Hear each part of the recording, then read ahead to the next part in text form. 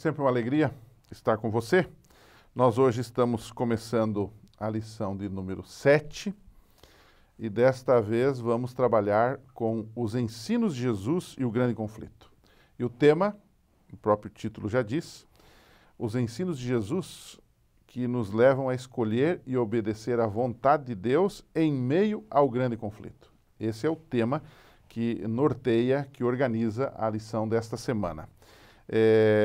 Eu estudei a lição por tópicos e tentei colocar os ensinos de Jesus por assuntos.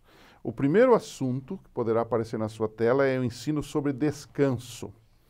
E aí nós tomamos aquele famoso texto de Mateus 11:29, onde Jesus diz: "Tomai sobre vós o meu jugo e achareis descanso para as vossas almas." O conceito de descanso na Bíblia é um conceito amplo.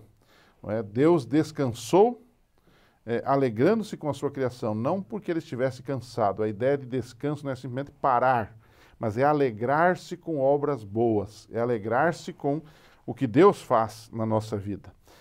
O descanso também na Bíblia, ele pode ser visto como alguma coisa que o povo de Israel tinha quando conquistava, quando tinha posse da terra prometida.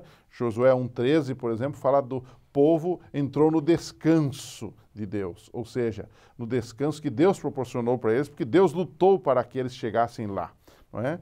Então, a falta de descanso, por outro lado, é a marca dos que tomaram o lado errado do grande conflito. Ou seja, você toma o Apocalipse e ele fala daqueles que vão ser atormentados pelos séculos dos séculos, ou seja, dos ímpios, dos perdidos, aqueles que não terão descanso. Então, descanso, de alguma forma, na Bíblia, pode ser encarado como salvação, como estar nas mãos de Deus, protegido por Deus. Por isso que Jesus diz assim: "Tomai sobre vós o meu jugo e aprendei de mim, porque sou manso e humilde de coração, e achareis descanso para as vossas almas." Ou seja, é aquela realização que você e eu só temos quando estamos nos braços de Jesus.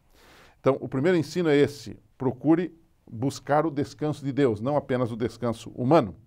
Agora, o segundo bloco da nossa lição, ele fala sobre os ensinos de Jesus sobre plantio e colheita. E aqui aparece a clássica parábola do semeador semeando em diferentes tipos de solo, com diferentes tipos de resultado.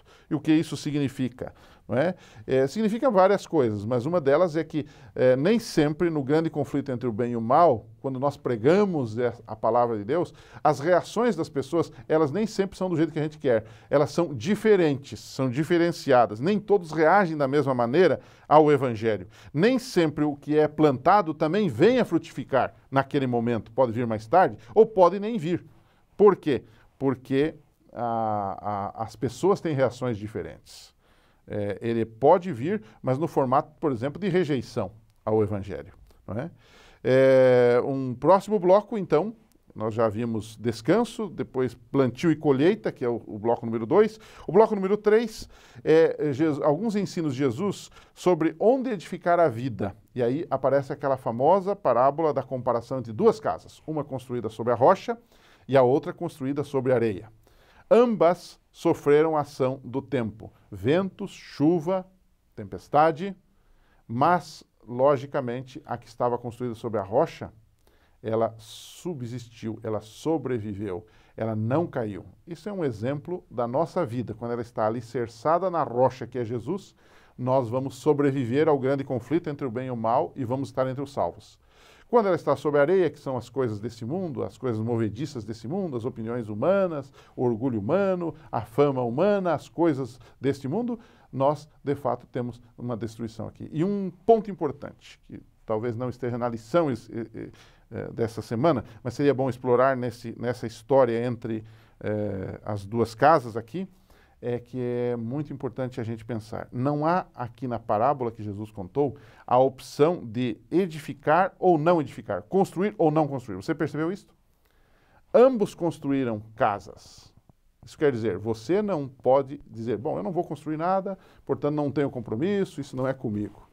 Não. Não há opção de construir ou não construir. Todos têm que construir a vida e pensar na eternidade. Todos, eu e você. Agora, a opção não está construir ou não construir. A opção está onde construir.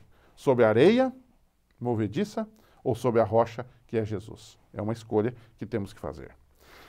E o quarto e penúltimo bloco da nossa discussão, da lição dessa semana, sobre os ensinos de Jesus e o grande conflito, é o ensino de Jesus sobre julgar pessoas. E aí está baseado em Mateus 7:1, que diz: não julgueis para que não sejais julgados. E por que não podemos julgar as pessoas? Primeiro, porque nós somos incapazes de julgar os motivos, intrinsecamente, por que a pessoa está fazendo aquilo. Esse é um problema não meu, mas de Deus. Deus é que deve julgar. E ao julgar, nós também podemos estar incorrendo num erro. Qual o erro? O erro que nós mesmos condenamos nos outros, nós mesmos podemos estar praticando. Há muita gente que fala dos outros aquilo que ele mesmo está fazendo de errado. Então, algo para a gente aqui estudar e pensar. Esse é um tema bastante amplo. E, finalmente, então, o quinto ponto, o quinto ensino de Jesus em relação ao grande conflito é o famoso texto de Mateus 28:20. Eu chamo esse de o ensino de Jesus sobre a presença constante de Deus na nossa vida. Mateus 28:20, entre outras coisas, diz: eis que estou convosco todos os dias até a consumação dos séculos. Essas palavras são significativas para o povo de Deus no tempo do fim. Não importa o que acontecer, Deus está com os seus filhos. O livro de Mateus, por exemplo, começa com Deus conosco e termina com Deus conosco. Mateus 1 fala do Emanuel, Deus conosco. E ele termina em Mateus 28 falando da mesma coisa, Deus conosco, eis que estou convosco todos os dias. Essa é uma promessa cara de Deus, para você e para mim. E então, na sexta-feira, há algumas perguntas que você pode discutir com os seus alunos, são muito apropriadas para encerrar a lição, fazer um resumo da lição, aplicar a lição e, acima de tudo, orar para que esta lição, os ensinos de Jesus, possam ser praticados no dia a dia dos nossos alunos. Um abraço, nos encontraremos.